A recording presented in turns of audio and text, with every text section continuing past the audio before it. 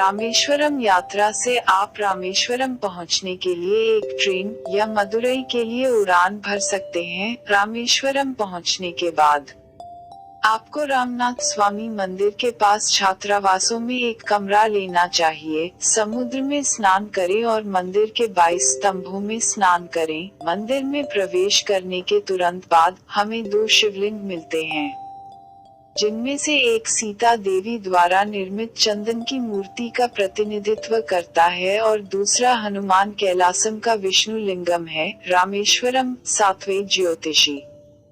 रामेश्वरम तमिलनाडु राज्य के रामनाथपुरम जिले का एक शहर है। यह शहर तमिलनाडु की मुख्य भूमि से 572 किलोमीटर की दूरी पर स्थित है। इस मंदिर के मुख्य देवता रामनाथ स्वामी भगवान शिव हैं, परमात्मा लिंग में है। मंदिर के गर्भगृह में 2 लिंग हैं, उनमें से एक राम की पत्नी सीताम्मा द्वारा बनाई गई लिंगम है और दूसरी हनुमान कैलाशम से लाई गई एक विश्वलिंगम है। भगवान राम ने उन्हें सार्वभौम की पूजा करने की सलाह दी। तब से यह परंपरा जारी है। क्षेत्र को देवताओं का सर्वोच्च स्वर्ग माना जाता है। वहाँ हर पैर श्री राम के पैरों से भरा पड़ा है। इस क्षेत्र को शासकों के शहर के रूप में जाना जाता है। यह इस वजह से है कि रावण पर विजय प्राप्त करने के लिए श्री राम निकल पड़े। इस क्षेत्र की महिमा का उल्लेख स्कंद पुराण और रामायण में मिलता है। यह देवताओं का शहर है। रामेश्वरम को 7वें ज्योतिर्लिंग के रूप में भी जाना जाता है। काशी के तीर्थयात्रियों का कहना है कि काशी में गंगा का पानी लाने और रामेश्वरम में समुद्र के साथ मिलाने से ही काशी यात्रा पूरी होती है। रामेश्वरम भी पवित्र तीर्थों में से एक है, जिसे 4 धाम कहा जाता है। उत्तर में बद्रीनाथ, पूर्व में जगन्नाथ, पश्चिम में द्वारका क्षेत्र, दक्षिण में रामेश्वरम। पहले 3 साइवेट कागा और रामेश्वरम एकमात्र शिव क्षेत्र हैं। रामेश्वर ज्योतिर्लिंग का उल्लेख मत्स्य पुराण, कूर्म पुराण, धर्म पुराणम, शिव पुराण और मार्कंडेय पुराण में मिलता है। रामेश्वर क्षेत्र का उल्लेख प्राचीन तमिल ग्रंथों में भी मिलता है। रामेश्वरम क्षेत्र एक ऐसा अद्भुत आध्यात्मिक क्षेत्र है। रामेश्वरम एक ऐसा क्षेत्र है जिसे जीवन में कम से कम एक बार अवश्य जाना चाहिए। एक महत्वपूर्ण बात है, यद्यपि कभी भी काशी जाने का मन न करें, लेकिन अगर आप रामेश्वरम नहीं जाते हैं तो यह बहुत बड़ा पाप है। रामेश्वरम के मन में यह कहा जाता है कि हमें रामेश्वरम जाना चाहिए क्योंकि हमारे पिता हमारे आने के लिए स्वर्ग में प्रतीक्षा करेंगे। हमारी पौराणिक कथाओं के अनुसार श्री राम सेतु ने यहाँ श्री राम का निर्माण किया और श्रीलंका में शामिल हुए। मूल मंदिर स्थल के मामले में त्रेतायुग में राम रावण युद्ध के दौरान भगवान राम के विनाश के बाद भगवान राम के दिमाग में आया था,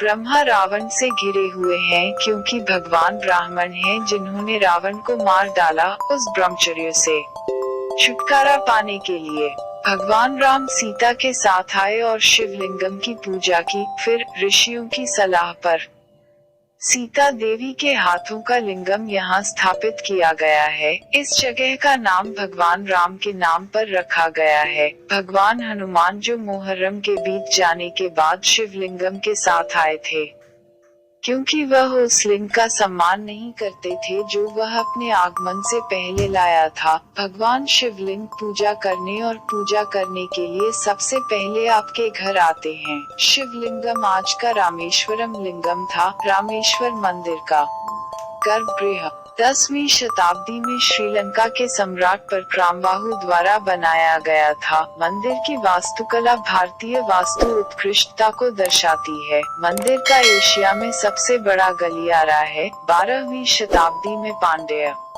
साम्राज्य के दौरान मंदिर का विस्तार किया गया था। मंदिर का विकास तब से कई राजाओं द्वारा किया गया था। रामेश्वरम में सुबह के समय शुद्ध लिंग दृश्य होता है। कुछ खास मौकों पर क्वार्ट्ज जेंडर टकटकी सुबह 4 बजे से शाम 5:30 बजे तक खुली रहती है। 6 बजे के बाद सीता माता शिवलिंगम को श्रद्धांजलि अर्पित करती हैं। इस शिवलिंग के बाईं ओर अंजनी स्वामी द्वारा लाया गया शिवलिंग है। मंदिर 15 एकड़ के विशाल आंगन में बनाया गया है, 100 फुट के टॉवर के साथ।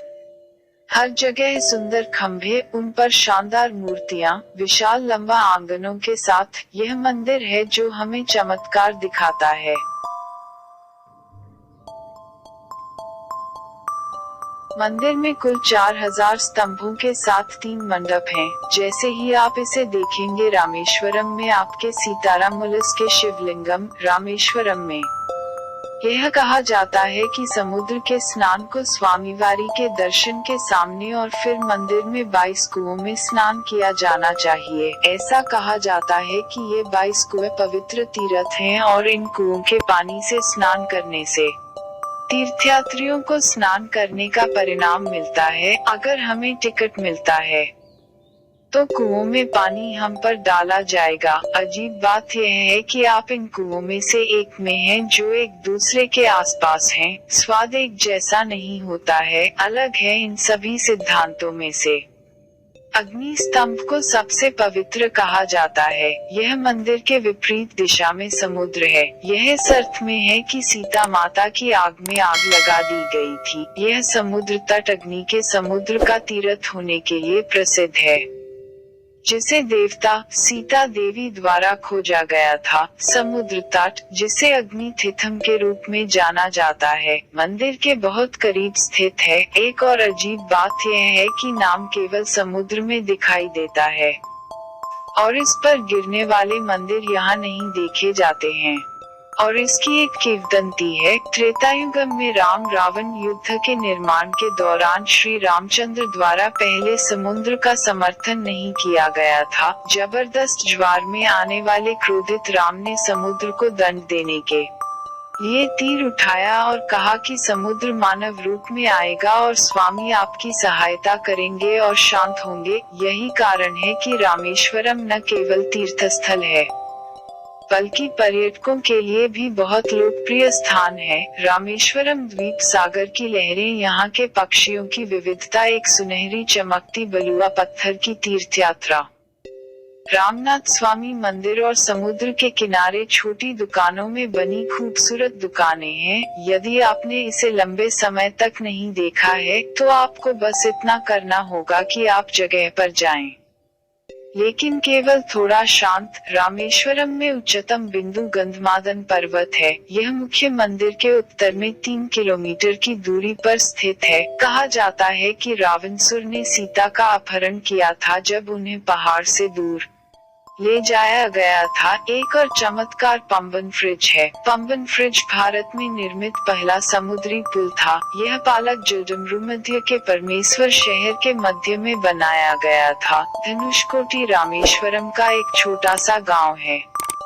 यह पैदल दूरी के लिए निकटतम श्रीलंकाई क्षेत्र है। धनुषकोटी, श्री राम ने अपने धनु के कोण को छू लिया और सेतु का निर्माण शुरू कर दिया। यहाँ रामुलु के सेतु का प्रारंभिक बिंदु है। यह वह स्थान है जहाँ कोबंदरमलम रावण के छोटे भाई विभीषण भगवान राम की शरण में आए थे। मंदिर में सीताराम, लक्ष्मण, हनुमान के साथ विभीषण की एक मूर्ति है। श्री राम के तीर्थम द लक्ष्मण तीर्थम और पंचमुखी अंजनी स्वामी तीर्थम कुछ दर्शनीय स्थल हैं। इन टेट्रा में तलछटी चट्टानें भी होती हैं जो पानी में तैरती दिखाई देती हैं। रामायण में हम सुनते हैं कि भगवान राम ने समुद्र में वानरों की मदद से सेतु का निर्माण किया था। रेले इन पत्थरों को कहते हैं। यह भी कहा जाता है कि पत्थर भगवान राम की महिमा के साथ तैरने और तैरने के लिए उपयोग किए गए थे। रामेश्वरम कैसे जाएं? रामेश्वरम रेलवे स्टेशन रामेश्वरम का निकटतम रेलवे स्टेशन है। रामेश्वरम चेन्नई से लगभग 500 किलोमीटर दूर है। यह चेन्नई से शाम 5 बजे रवाना होगी और अगली सुबह 4 बजे रामेश्वरम पहुंचेगी। मदुरै का हवाई अड्डा मदुरै का निकटतम हवाई अड्डा है जो रामेश्वरम से 180 किलोमीटर की दूरी पर स्थित है। मदुरै से रामेश्वरम के लिए बसें और टैक्सी उपलब्ध हैं।